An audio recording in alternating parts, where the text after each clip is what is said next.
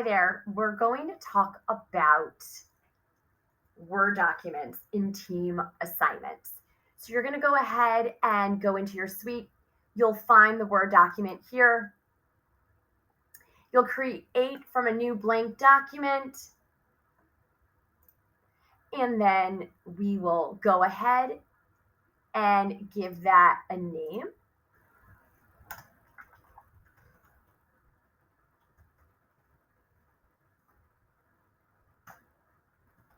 Word video for coaches, and we'll give it a date.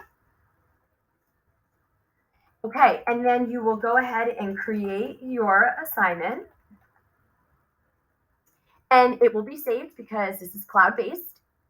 You'll go back into your Teams and you'll create a new assignment. We'll give it a title.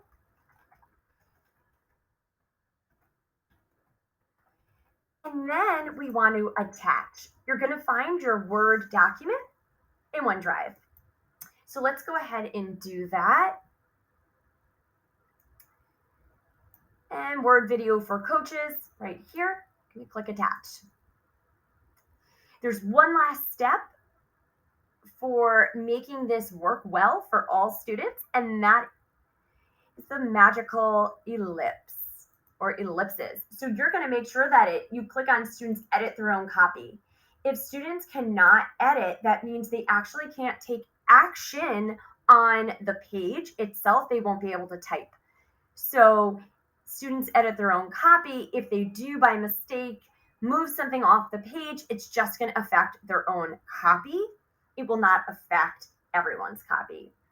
So really important there. Students edit their own copy, click assign, and everything will work really well without an issue.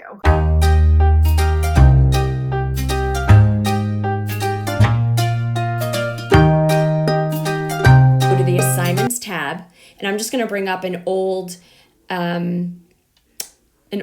text coding thing that I do with my kids, and we are going to take a look at this document. So just note that everything that you're looking at is in the cloud, and right now if they type on this, it will save automatically in the cloud.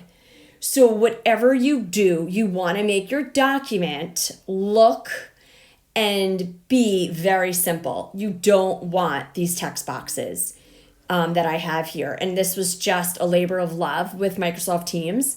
So there are many different ways in which they can type within the text box. But in my experience, it's never seamless. And we want this to be as seamless as possible.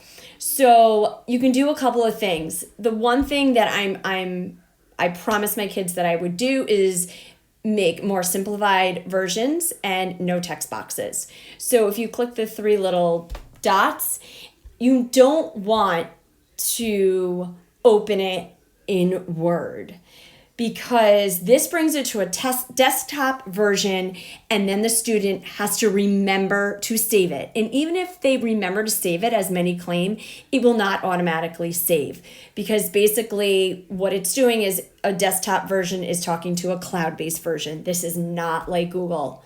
So you want to keep it open in Word Online.